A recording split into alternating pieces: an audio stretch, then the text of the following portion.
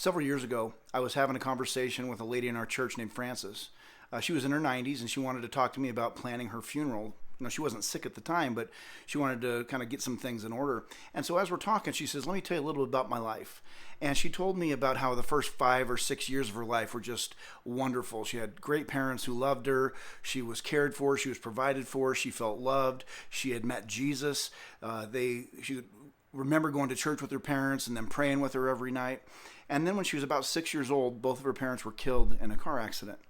And she was shuttled off to a series of orphanages and series of foster homes. And several times she experienced tremendous abuse of all kinds.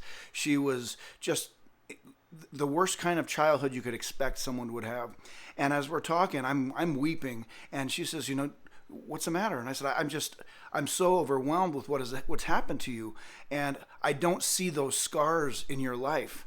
I would think after, a 10 to 12 year period where you went through such horrific stuff that it would be evident on you or in your character and in how you act, how you treat people. And it's like, I just see the sweetest woman in the world who just loves Jesus and loves people. And she said to me, "Honey, let me tell you something. The things that happened to me were not part of God's plan or God's will. And they did not have to sidetrack me. I could have been somebody who kept looking back at the bad things, looking back at the areas where I'd been mistreated or I'd been abused. But what good is that going to do me if it affects my today and if it affects my going forward and it keeps me from growing into who God made me to be? In all those bad things, I knew that Jesus was with me.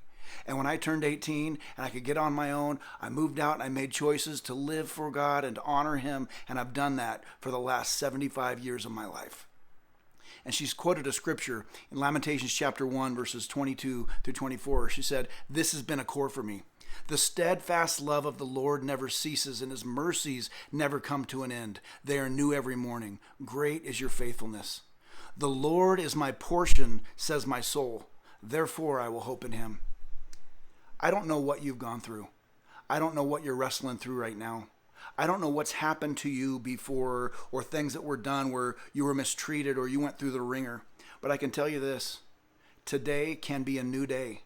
And what's happened before does not have to color our tomorrows and does not have to color the choices we make going forward. We can continue to go forward walking in Jesus and not let that which was meant to malform us and to force us into a mold of suffering and pain and looking backwards. We can instead choose to walk with Jesus on a day-by-day basis and to know that His mercies are going to be enough for me today. And He's going to sustain me. He's going to lead me on a good path. He's going to restore. He's going to heal.